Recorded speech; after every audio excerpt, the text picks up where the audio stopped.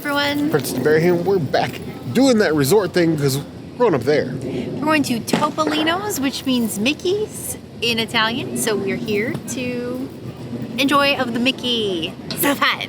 We're going on the tippy top and see what they got to offer us this time. They do have a new menu for us, so we're going to see what that is like and enjoy. Mange, as they say. You heard the girl.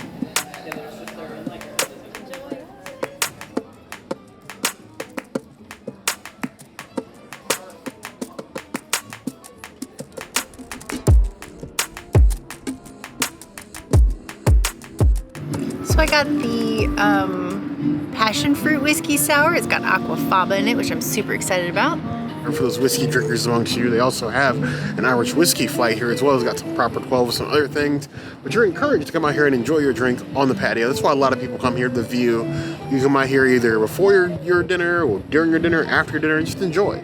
It's a bit sunny today, you can see from the laser beams in my eyes, but the breeze is wonderful. Very light. It's got a nice mint flavor to it.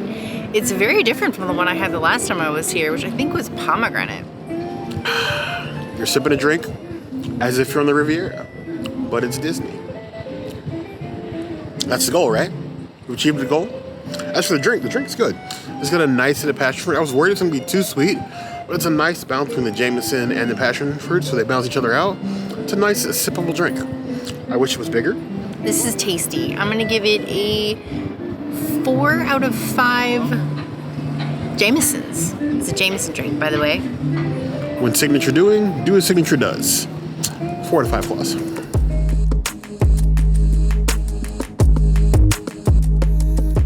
The Corpse Reviver number 2, a hangover cure drink, revived for Topolino's.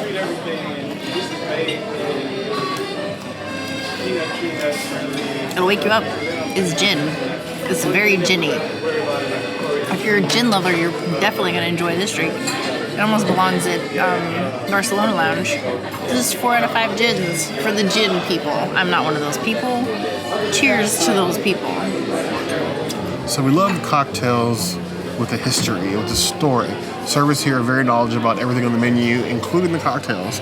This sort of Reviver number 2 is their own sort of blend of Reviver number 1, which I assume didn't have the 1 in front of it. Used to be a hangover cure, like the princess said.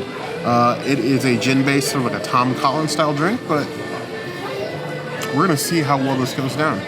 Gin is usually one of my many weaknesses, as in like I can't handle it, and I don't order it ever.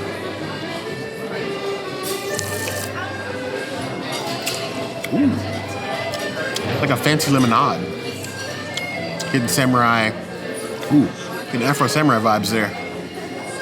Ooh, very tasty. Like, it's a nice subtle lemon. It's not like a strong slap in your face sort of lemon, which I expected out of like a gin style drink. It's very sippable and got a nice tart to it while it still maintains something sweet. Top tier. It's 4.5 out of 5 plus.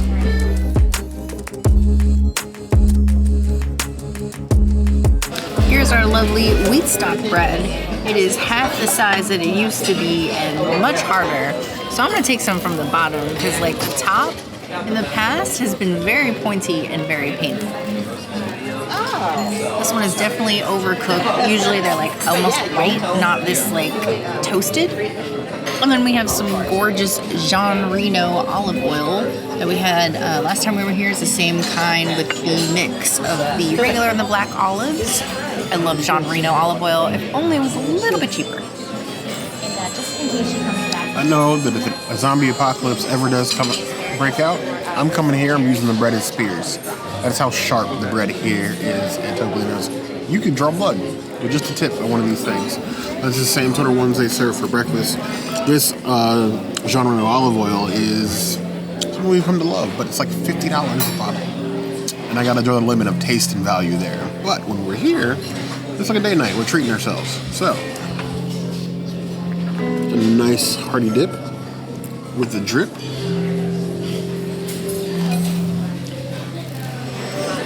The bread is really tough, but the olive oil is fab, and it tastes like olives. It's very, very olive forward, more so than a normal olive oil. talking with my mouth full because it's so difficult to chew. I apologize. Now that is an aggressive olive oil. That's like, that olive oil wants to run hands. That olive oil has trained with Popeye. That's how aggressive it is. But a good flavor, like if you love like delicate artisanal olive oils, this is the olive oil for you. The bread, given the execution, but the flavor is about the same. I'll give it maybe 2 out of 5 breads. It doesn't give good bread. It doesn't give as good bread as it used to. My soft bread is a little bit softer than the Princess's, but not by much, but just like the bread here. It's a bread service. 2.5 out of 5 plus. Normally it's a bit elevated, given that it's...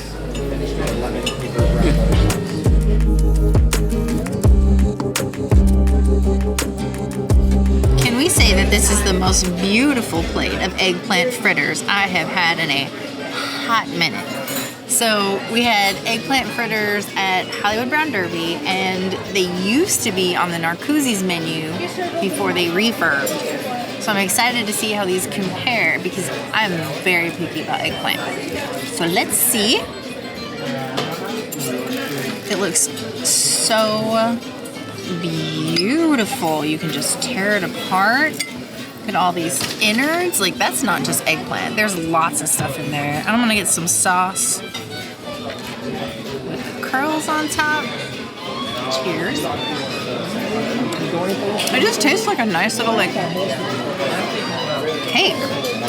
Like an alt crab cake or something like that, but without any of that, like, you know, fish flavoring or whatnot. Just like an indiscreet cake.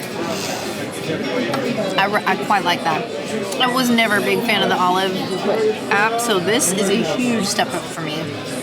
I'm gonna give it a 4 out of 5 eggplants. I'm just not a big eggplant person, so it's not the greatest dish to me, but I think if you're an eggplant lover, you will love this. I think it's just deliciousness with the veggies on top, the radish, breading on this eggplant. The sauce is what I'm looking the most forward to because it looks like a work of art on a plate, like a painting almost, which would make a lot of sense if you've been to Topolino's for breakfast, for instance. Look at that. So pretty. What they managed to do with the eggplant with that breading and that crunch, that consistency and texture, adds so much because it like soaks in, pulls of the sauce, and then you're getting the flavors mixed together with the eggplant and the other fillings. It's tastes amazing. If you're one that doesn't like the taste or consistency of eggplant, it's not at all here. Like the flavors blend so well together that you wouldn't know there was eggplant. You don't get like that mushy, like the slimy taste you get when, depending on how eggplants come other places. This is peak eggplant. Even if you aren't plant-based or vegan, this is an appetizer I would suggest you get. This will get you excited for the rest of your meal. That's 4.75 out of 5 plus. As I continue to eat this with these beautiful celery curls on top, I just gotta say that it's definitely not better than Narcoossee's. I think what set Narcoossee's apart was the barbecue sauce. But these celery curls, they're pretty fire too.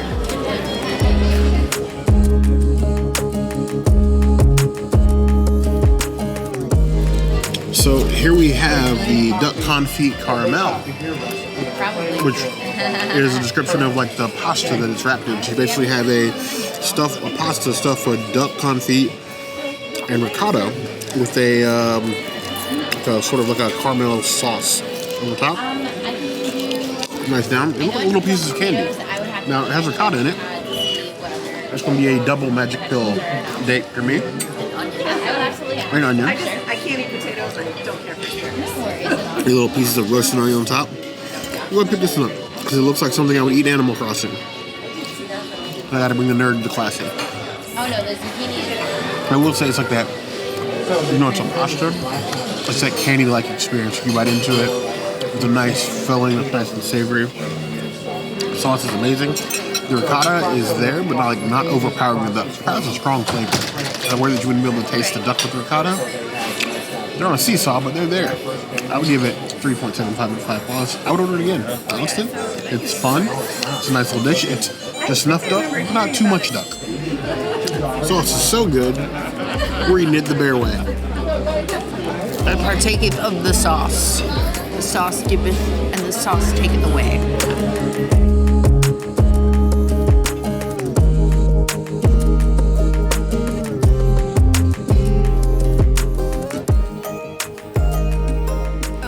A traditional cauliflower, but here we have a purple cauliflower that is nice and crisp with some farro and salad. So I think I'm going to try the cauliflower by itself first, and then I'm going to try it with the fixins. So purple goodness, nice char, very pretty throughout. I feel like better than Toledo already. Well, there's not a lot of flavors going on there. It's just cauliflower. At least it's not raw like Big Fire. But it needs like some zhuzhing. Yeah, I don't even have like some like fire at the end of it or anything. It needs zhuzhing.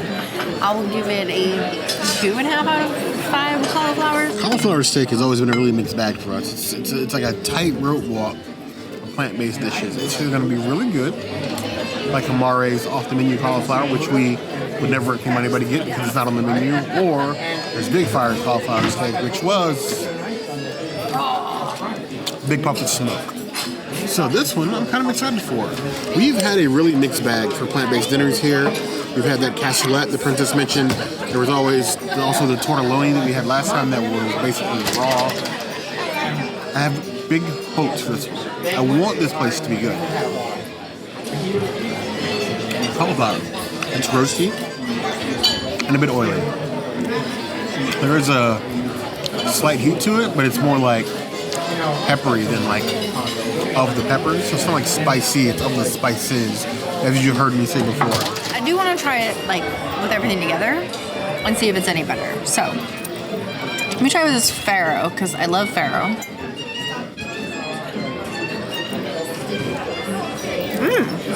Okay.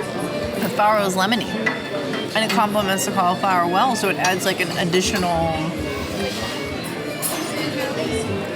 note to the dish. And then I feel some heat, so that's tasty. I think with the farro, I'll give it like a 3.5 out of 5. Let me try the princess way. We're gonna try it with a little bit of this farro. Even though I detect a little bit of lima bean with the farro. Do not like lima beans. But I'm always open to changing my mind about something that I completely dislike. Well, most things, but that's for another video. Wow. Farro's like night and day. When you combine these, it's like a completely different dish. It's definitely one of those dishes where you should try to like basically eat everything together. Eating them separate is not the way to go.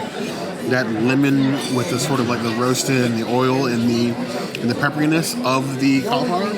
No, it's like a nice like lemon pepper elevated sort of flavor. And I don't quite hate that. I just wish that they had more flavor on its own because not everybody's going to want to, people don't want their food to touch. So they don't want to combine all their food. If they don't, I feel like they're missing out. 3.25 out of 5. And then I'm going to try the salad. Let's try the salad. The salad itself has like little baby purple cauliflower with it. So this is like its own little thing. The dressing tastes familiar. Like I've had it somewhere else. And the leaves are tasty. Leaves are fresh. Cauliflower is tasty. I like the salad. Salad is good. I'm gonna give the salad a 4.5 out of 5. I think overall it's like a 3 out of 5 cauliflower. It's a thing. It exists. It's better than cassoulet, though. I hated that cassoulet. It's leaps and bounds better than cassoulet. Maybe equal to Toledo? Not better. And we have greens because what do I love more than rabbit food? The answer is nothing. It's Fettuccine and Alfredo and cheesy pousse and lemonade. A lot of things I like more than salad, but salad's up there. The lemon vinaigrette on it. It's pretty good. Tasty. I would give that 3.5 out of 5 paws. It's probably the best thing on the plate. That's saying a whole lot. All in, I'm still giving the dish a 3.25 out of 5 paws.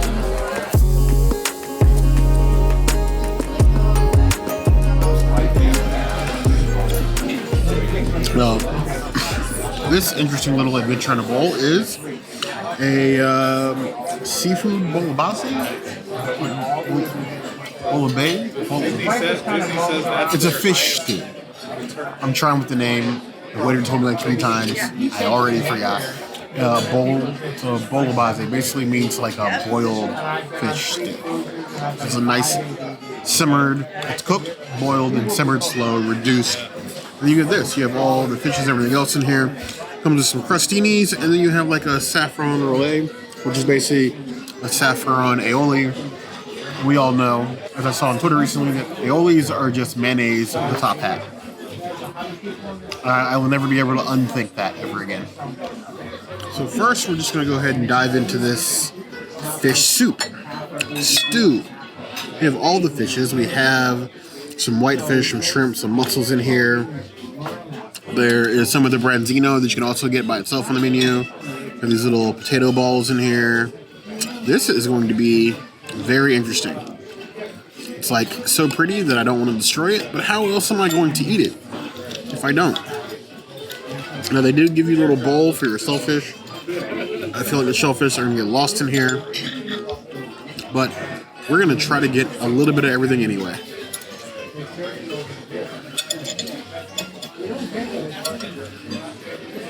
Load up a spoon here.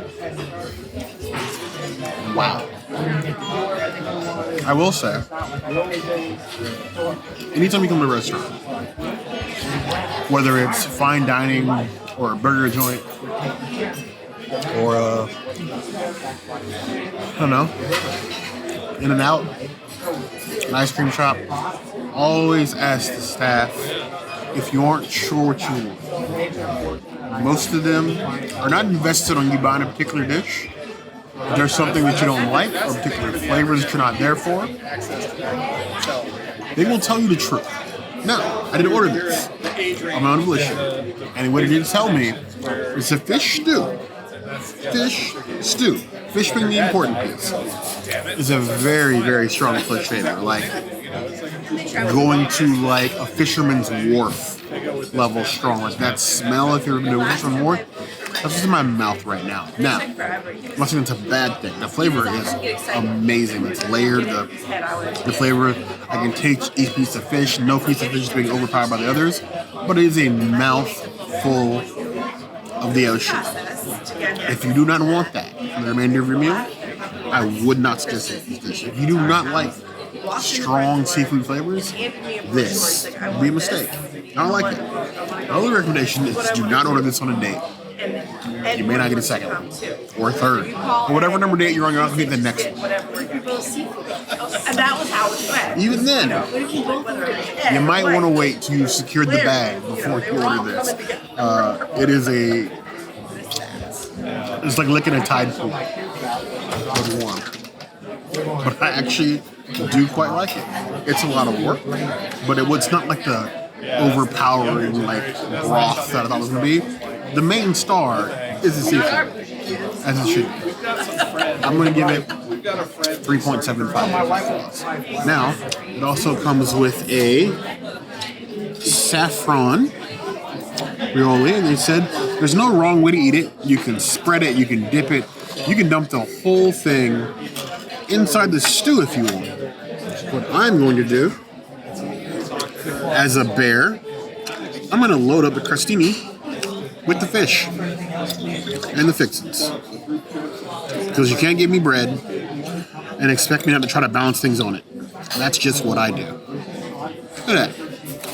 It's like a seafood boat. With less billionaires.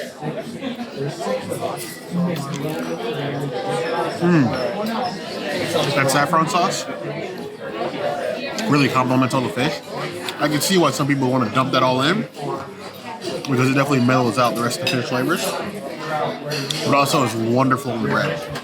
I'm gonna rate my rating to 4 out of 5 plus. If you like seafood. If I'm offensive about seafood, I'm gonna tell you again, do not get this dish. If you love seafood, it's a treat. Putting this with just the bread. Now I'm just gonna scoop the rest of it in here. We were told there's no wrong way. I'm gonna have eaten half of the stew. I just wanna see how this tastes all mixed in. Just get that saffron all up in here. And make your insides nice and golden. There's a spice from the princess's people. Much better, much more even flavor, but then mixed in. I think mixing it is the way to go. If you're gonna do it, I'm not changing my rating, because I still like it either way, but I think the better way is with it mixed in.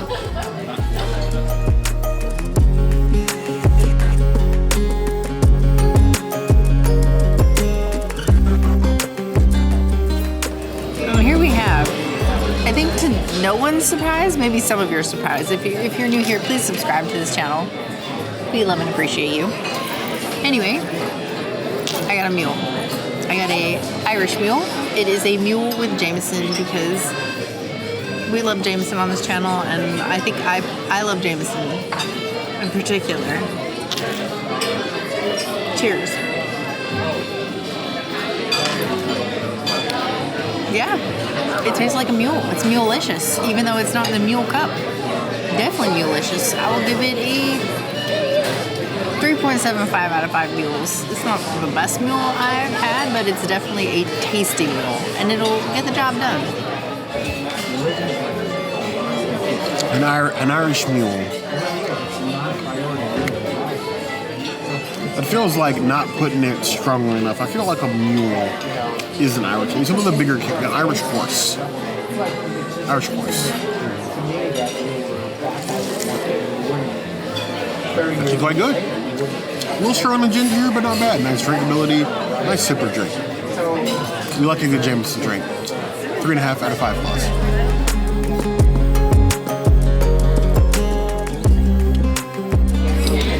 So here we have the bee's knees. What makes it the bee's knees? Well, in an effort to continue to support non-alcoholic members of the community and those that just don't like alcohol, we are continuing to try every mocktail and non-alcoholic cocktail we get our hands on. In this case, it's using a Liar's non-alcoholic gin with honey, so done for the princess, and lime juice. The nice, like, a little sparkly rim here. Look at that. It's nice and pink, nice presentation. Smells like a cocktail. I thought, what better to follow up an actual gin drink than a zero alcohol gin drink? Because somehow in my mind that made sense.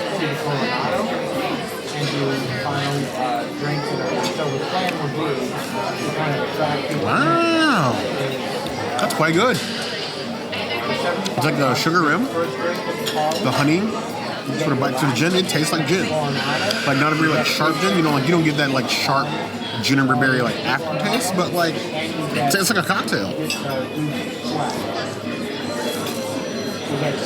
If you are someone who has forgone alcohol for a variety of reasons, all valid, or you just want to taste something when you don't want actual alcohol, this is an amazing cocktail. I would just come here and order this, stay at the bar. I get a 5 out of 5 plus. It's a good cocktail, alcohol or not. I like it. I feel like this is one of the rare occasions where I actually cleaned my plate. That was tasty. More tasty than I expected it to be.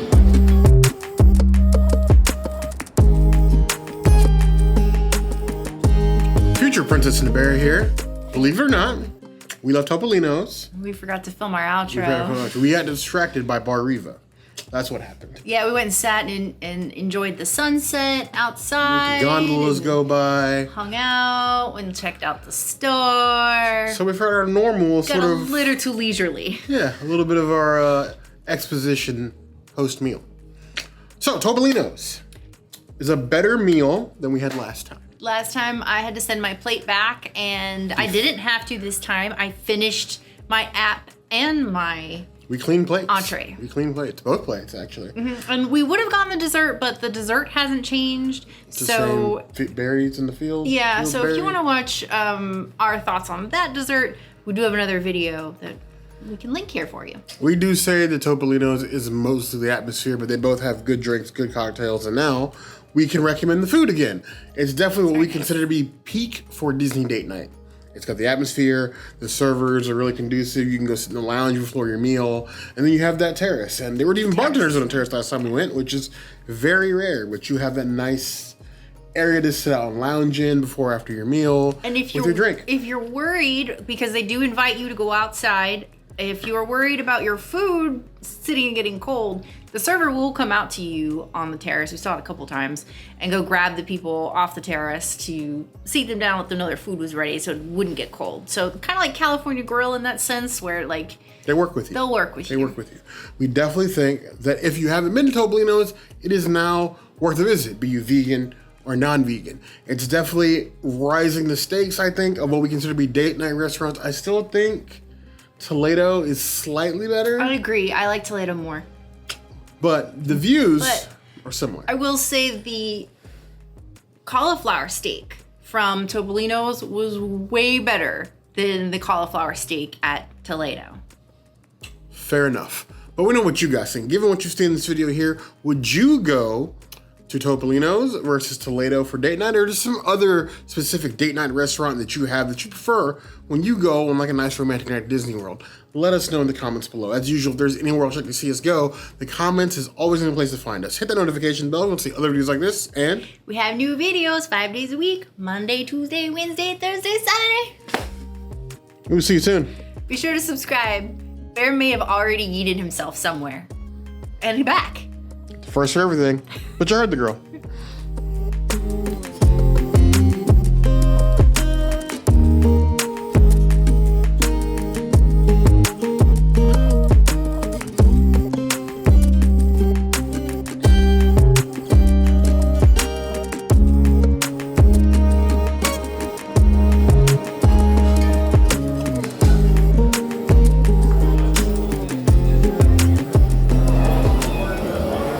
It's a Mickey. So fun.